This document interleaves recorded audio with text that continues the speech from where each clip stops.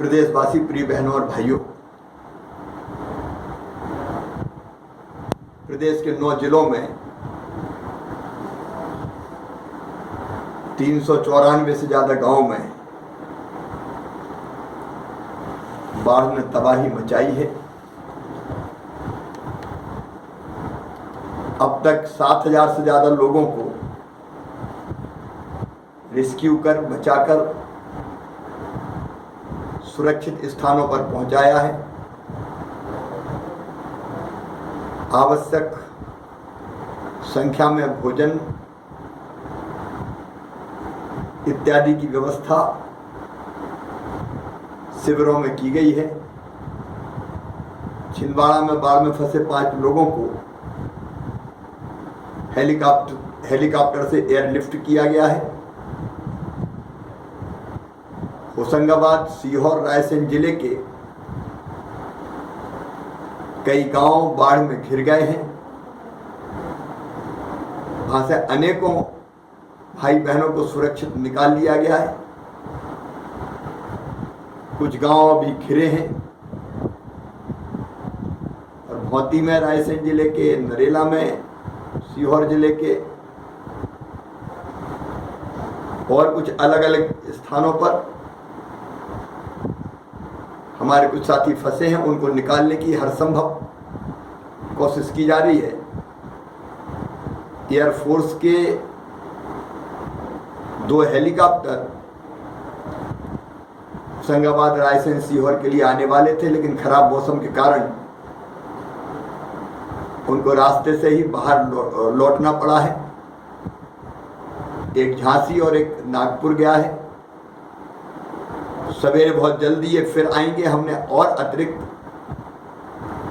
Helicopter air force से मांगे हैं। एयरलिफ्ट करने का काम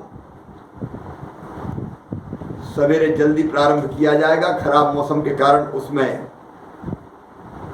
बाधा पैदा हो रही है।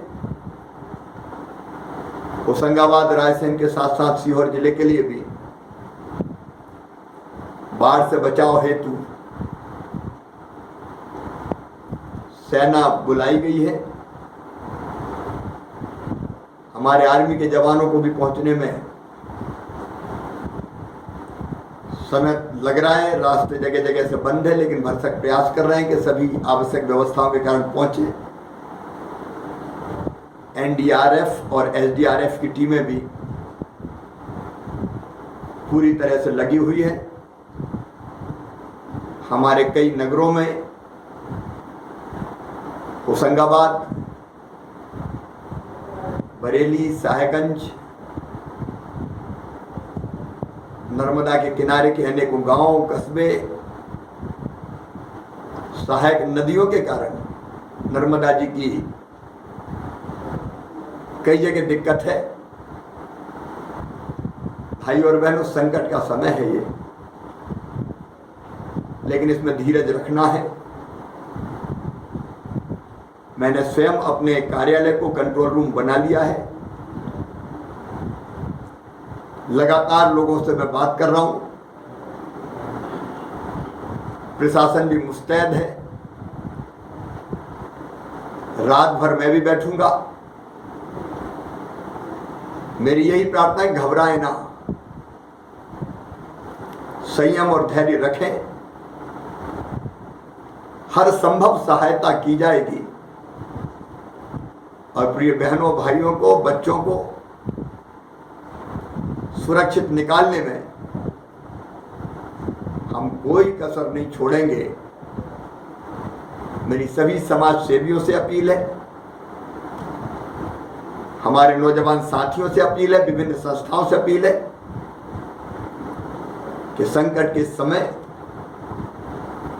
बचाव और राहत के कार्यों में वो प्रशासन के साथ जुटे। भोजन, पानी, चाय इत्यादि की व्यवस्था भी प्रशासन के साथ मिलकर सभी समाज सेवी, उत्साही नौजवान, विभिन्न संगठन करें। पूरी हिम्मत के साथ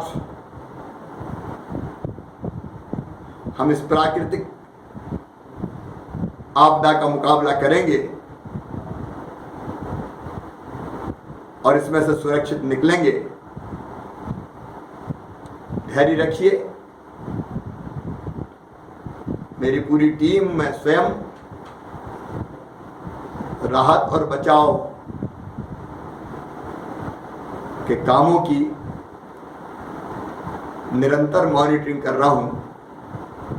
ईश्वर की कृपा से, नर्मदा मैया की कृपा से सब ठीक होगा।